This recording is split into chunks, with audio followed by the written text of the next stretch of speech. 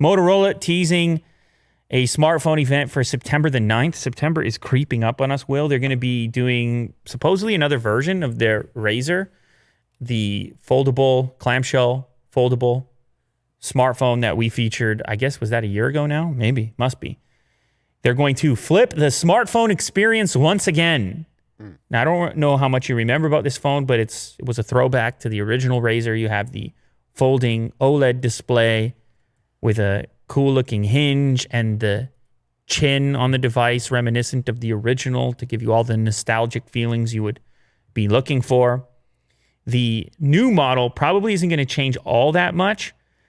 Some early spec rumors say 5G, 6.2-inch display, 48-megapixel camera, 8 gigs of RAM, 256 storage, and 2845 milliamp-hour battery. These same rumors also point at a Snapdragon 765 processor. I know they were with the 700 series back then as well, sort of encouraging a more style-driven device, not necessarily a flagship caliber from a spec perspective, but more from a design perspective, or, you know, just targeting those that were going to be purchasing the device because of how cool it was, not necessarily what the spec list looked like. But to see, the problem with the original was the price. The price of the thing was $1,500, right? And that's just going to remain a really niche product at that price point, especially given the climate, the economic climate right now.